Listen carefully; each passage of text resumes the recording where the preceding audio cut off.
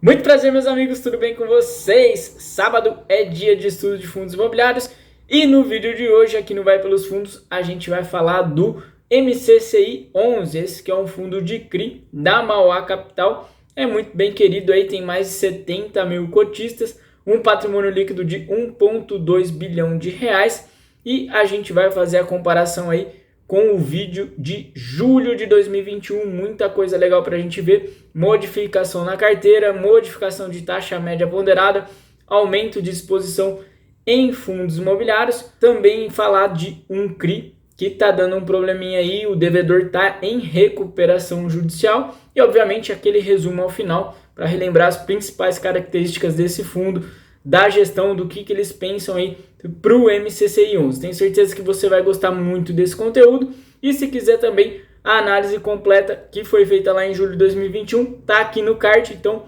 bora para esse vídeo.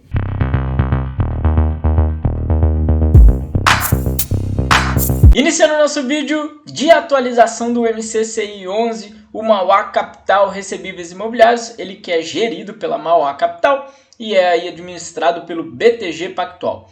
A gente vai fazer a comparação nesse vídeo aqui com o nosso estudo de análise completa de julho de 2021, tá aqui no card para você conferir. Então a gente já vai falando as diferenças, o que aconteceu nesse fundo nesse período. Patrimônio líquido dele hoje de 1,2 bilhões de reais. Naquela época o PL era de 895 milhões de reais, estava passando ali por uma nova emissão inclusive para chegar nesses 1,2 bi. Cotistas naquela época eram 50 mil, hoje a gente já tem aqui 77.199. Interessante também ver que o PVP hoje está aí em torno de 1,03, naquela época era de 1,02, até por estar passando por emissão. Esse é um fundo que fica sempre girando aí no 1,02, 1,03, ele é bem estável, a cotação do MCCI raramente balança demais. Taxa de gestão dele de 0,8% ao ano sobre o PL, mais taxa de administração de 0,2% ao ano e ainda tem uma taxa de performance que era muito criticada aí de 20% sobre o que exceder 100% do CDI. Isso porque a carteira do MCCI sempre foi muito voltada e continua assim para IPCA, para inflação, e essa performance é voltada aí para CDI. Nesse caso, hoje a gente vê que o CDI batendo valores bem elevados, essa performance até que fica um pouco mais difícil de ser batida. Mas em condições de juros normais, a gente sabe que o gestor ali acaba abocanhando um valor muito alto. Iniciando então pelo comentário da gestão, distribuição do fundo para o mês foi de R$1 por cota, equivalente a um dividend yield anualizado de 12,5%, quando considerado o preço de fechamento ali de R$ 101,25. O gestor tem como expectativa a manutenção desse patamar de distribuição de dividendos nos próximos meses. Ele já está aqui indicando um guidance para a gente, e isso é interessante porque quando eu fiz ali o vídeo lá em julho de 2021, eles traziam exatamente essa informação, a expectativa de manutenção de um rendimento de R$1 por cota, e isso foi cumprido, ok? Adicionalmente, fizemos integralizações em CRIs já existentes no portfólio, no montante de 1,5 milhão e remuneração média de IPCA mais 7,4. Também realizamos a aquisição de um FII de CRI no montante de 25 milhões de reais. A gente vai ver que esse FII de CRI é o Verital VRTA11, além da venda aí de 30 milhões de reais distribuída em 7 FIIs. E agora uma informação muito importante, informamos que o devedor do CRI Vogue Square, 2,3% do PL, pediu recuperação judicial. O gestor tem agido com tempestividade e tomado todas as medidas cabíveis relativas ao processo dessa natureza. Reiteramos que, dadas as características do crédito, a recuperação judicial não implica necessariamente na inadimplência pecuniária ou default do CRI. E informamos que ambas as parcelas com vencimento em janeiro e fevereiro foram devidamente pagas. Eles estão aqui tentando acalmar o cotista, embora o devedor ali desse CRI, que é voltado para a rede hoteleira, né? Então um CRI complicado, tenha passado aí por questão de recuperação judicial, que pode vir a ser convolado, ser transformado em uma falência, e aí todo o processo falimentar é muito mais difícil. Eles estão aqui tentando acalmar o cotista, né? Dizendo que as parcelas estão sendo pagas, a RJ não significa necessariamente default do CRI, e é verdade.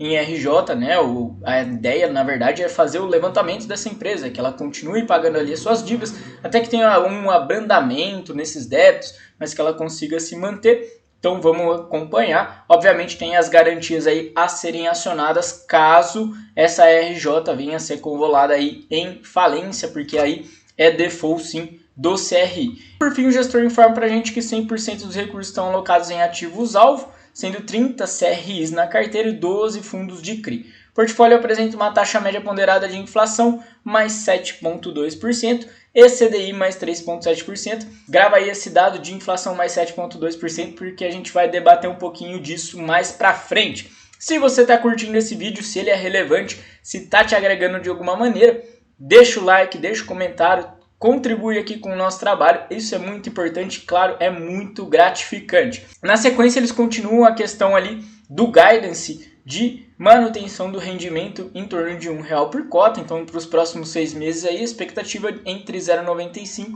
e R$1,05. Distribuição de rendimentos, marquei algumas coisinhas aqui também. O resultado apurado no mês foi de R$1,23 por cota, positivamente impactado pelo pagamento semestral do CRI CB3, Casa Bahia 3, tá? De 0,40 por cota. E aí é interessante a gente perceber que lá em julho de 2021, quando a gente fez o vídeo, uma mesma situação desse tipo aconteceu, houve o pagamento semestral ali de um CRI relevante dentro do portfólio e naquele momento a geração foi de 0,52 por cota só de vindo daquele CRI, tá? Então esse é um lance interessante no MCCI, ele tem esses pagamentos semestrais que vem ali um valor de resultado muito elevado, mas o fundo prefere fazer a linearização da distribuição de rendimentos. Ao longo do mês, houve contribuição de aproximadamente 0,15 por cota advindo das cotas de FIIs investidos. Foram adquiridos 25 milhões no VRTA 11, como a gente já tinha adiantado, e as vendas ali em 7 fundos de CRI, KNHY,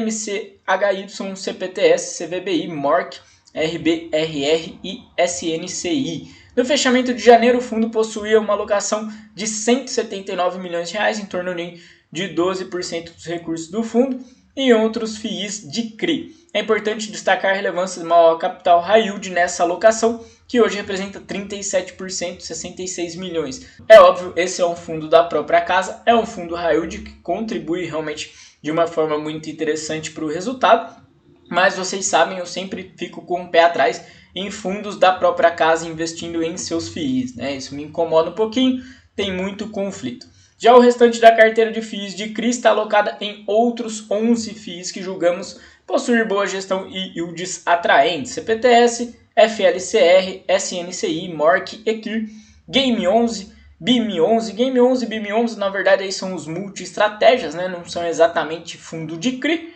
XPCI, ARCT 11, ARCT também é um fundo de multi-estratégia que tem ali muito mais um foco em logístico, Kivu 11 e VRTA 11. Ao longo de janeiro de 2022, o fundo não realizou novas compromissadas e ao final do período possui um montante aí de 274 milhões em operações desse tipo. Lembrando, as compromissadas são ali as alavancagens dos fundos de papel, né? Eles entregam um CRI e o banco ali dá um recurso para o fundo poder gerenciar novas alocações e tem que ter o dever, né? O dever de recompra daquele CRI por parte do fundo imobiliário. Olhando agora para a DRE, o total de recebimento de juros mais prêmio foi de 10,4 milhões de reais. Correção monetária foram 8,4 milhões. Receita sobre o caixa aí 205 mil reais. Ganho de capital em FII, na verdade, foi negativo, então ele vendeu fundos imobiliários com prejuízo, 22 mil reais, e os dividendos dos fundos imobiliários, 1,8 milhão. No final, então, a gente teve um resultado de 15,2 milhões de reais e um rendimento distribuído de 12,4 milhões naquele R$1 por cota. Informações do portfólio, e aqui fica legal para a gente comparar como é que está ali a situação do MCCI e como ela estava lá em julho de 2021. A gente percebe aqui que a distribuição por ativo, hoje o fundo tem 66 milhões em caixa, 1,2 bilhões em CRI, 179 milhões de reais em fundos imobiliários. Lembrando, né, o próprio fundo aí admite que esses 179 milhões de reais representam em torno de 12, 13%.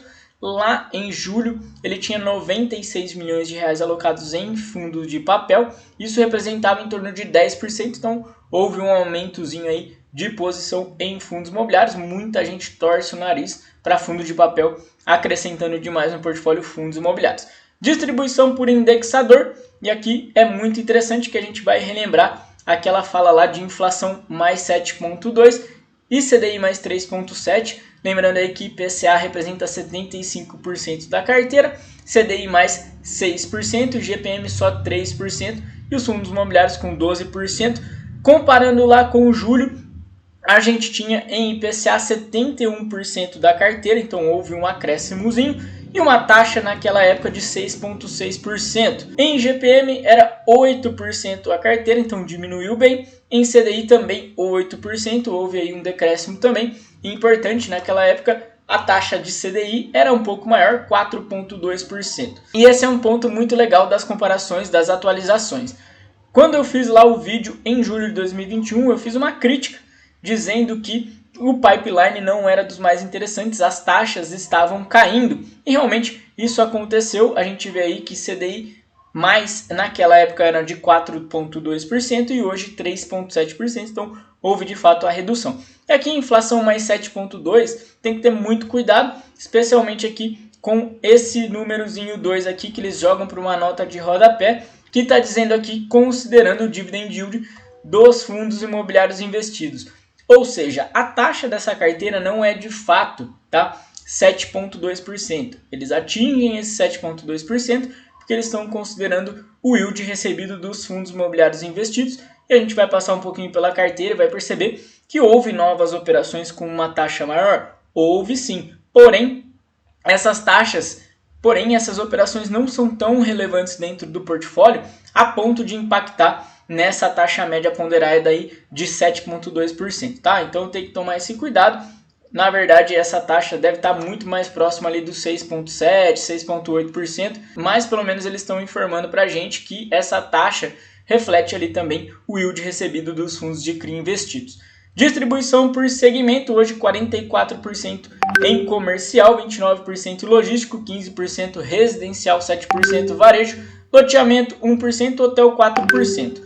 Interessante a gente perceber que logístico naquela época era o que representava a maior parte do portfólio, com 44%, comercial 23%, residencial 20% e loteamento 2%. Então, obviamente aí teve um crescimento muito grande do segmento comercial. E agora vindo para a carteira tem muita informação interessante. Primeira, claro, WT Morumbi, esse CRI que representa aí 294 milhões de reais, participação só de 24,5% dentro do PL. Isso é um absurdo, é uma exposição enorme a um mesmo CRI. Obviamente ela vai se reduzir, tanto é que quando esse CRI foi adquirido a exposição era até maior, tá? Ela era em torno ali de 320, 330 milhões de reais, já reduziu um pouquinho, mas é uma exposição muito grande, não faz muito sentido ter tanta participação de um único ativo assim.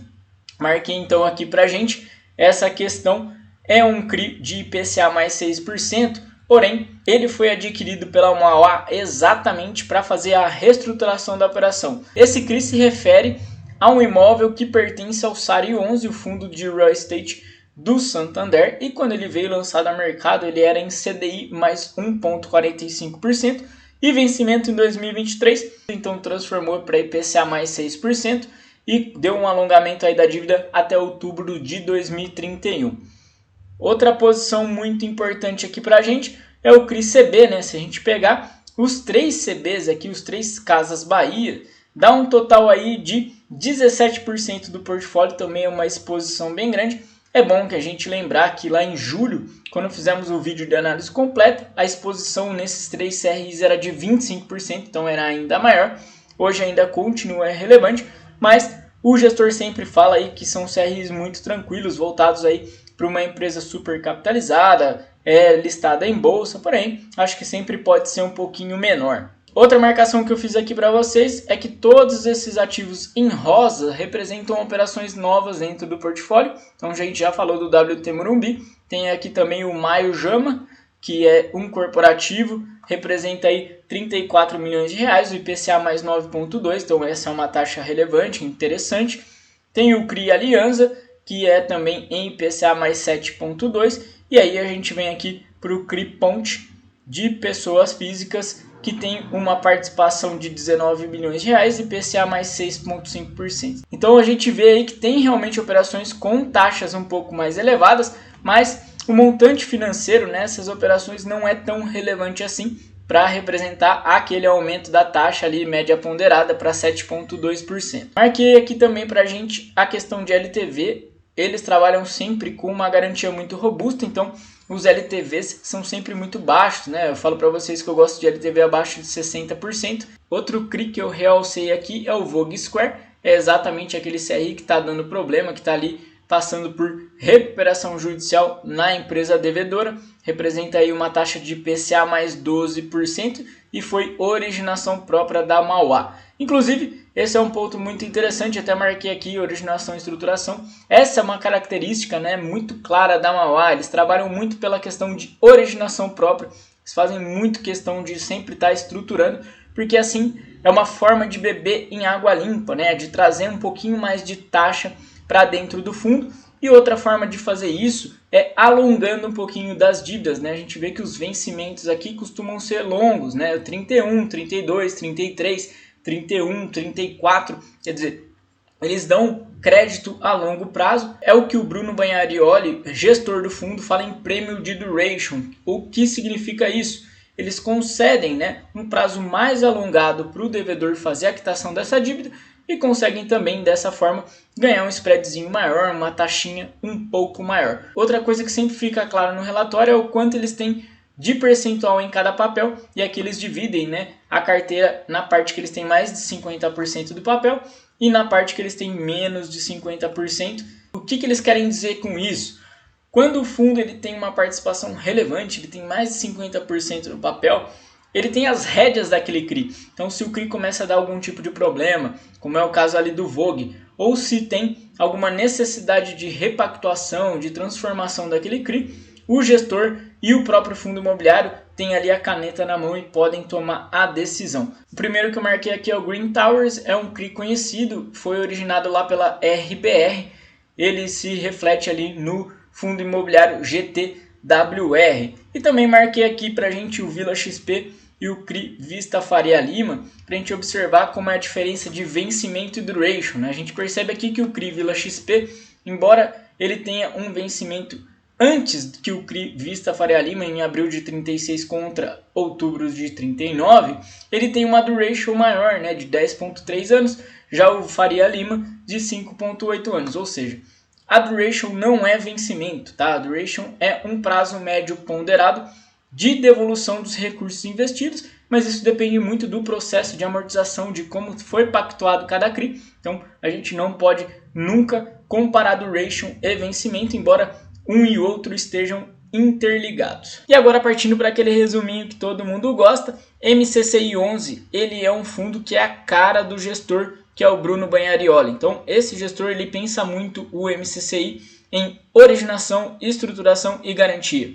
O Bruno ele preza realmente pela questão de ter garantias robustas, né? De ter um CRI muito bem estruturado, de ter sempre uma garantia real, de ter um LTV sempre baixo e também a questão de estruturação, originação para poder ter uma taxinha um pouco melhor e ter também o controle do CRI. Por outro lado, eles não visam aquele ganho de capital, aquela geração de alfa que muitos fundos de papel falam, né?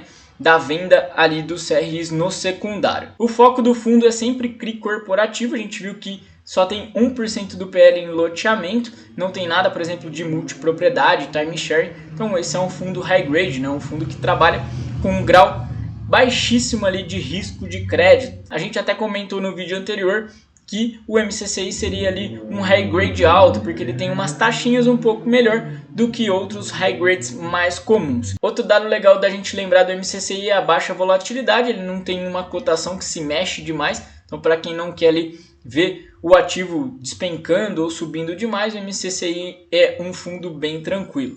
Obviamente a gente não pode deixar de falar das operações que impactam demais dentro do PL, o CRI-WT e os 3 CRIs voltados ali para Casas Bahia. Então eles representam demais, especialmente o CRI-WT aí 24,5% do PL. Acredito que seja ali uma posição que eles vão pensar em reduzir no futuro. Não faz sentido ter uma exposição tão grande em um único ativo, embora seja um ativo muito tranquilo, um CRI devido por um fundo imobiliário.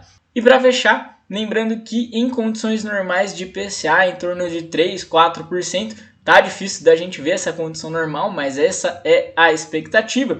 o fundo aqui deve distribuir bem menos do que ele distribui hoje de R$1 por cota. A ideia do próprio Bruno, inclusive, é ficar distribuindo aí em torno de 0,75, 0,70 por cota, né? Quando a inflação estiver mais equilibrada. Então não espere aí esse R$1 por cota de forma indiscriminada no MCCI 11. Pessoal, o que eu tinha para falar desse fundo era isso. Espero que vocês tenham gostado. Peço novamente seu like, seu comentário. Deixa aqui pra gente também outros fundos que vocês gostariam que a gente fizesse atualização. Um grande abraço e até a próxima, se Deus quiser.